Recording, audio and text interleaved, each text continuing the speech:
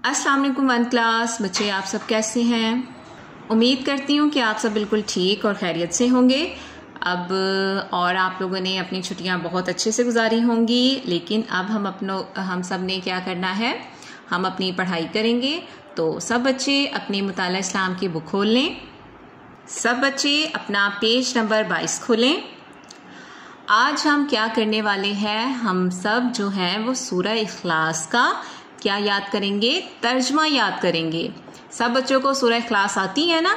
किस किस बच्चे को आती है? वेरी गुड, सब बच्चों को आती है। और जिस बच्चे को नहीं आती वो बच्चा जो है वो याद कर लेगा। छोटी सी सूरत है, आप लोगों ने इसे याद करना है और उसके बाद आप लोगों ने इसका तर्जमा भी अच्छी तरह याद करना है। ठीक है, तो क्या लिखा हुआ है? सूरह इखलास, बिस्मिल्लाहिर्रहमानिर्रहीम, कुल हुवल्लाहु अहद, अल्लाहुस समद, लम यलिद वलम यूलद वलम यकुल्लाहु कुफुवन अहद। अब ये आपकी सूरत है और इसका है तर्जमा। कुल हुवल्लाहु अहद, कह दीजिए वो अल्लाह एक है। कुल हुवल्लाहु अहद, कह दीजिए अल्लाह एक है। अल्लाहुस समद, अल्लाह बेनियाज है। आपने कैसे करना है?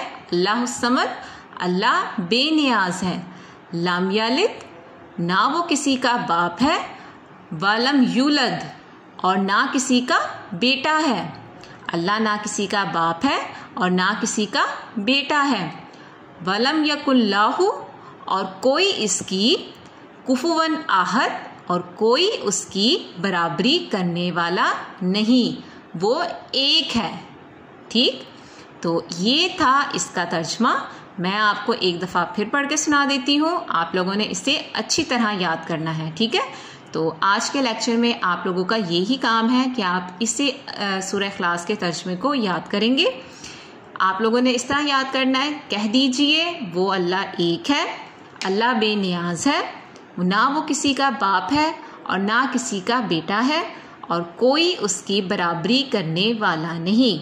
ठीक है, तो ये हो गया हमारा छोटा सा काम। आप लोगों ने आज इसको अच्छी तरह याद करना है और इंशाल्लाह हम नेक्स्ट काम करेंगे नेक्स्ट लेक्चर में।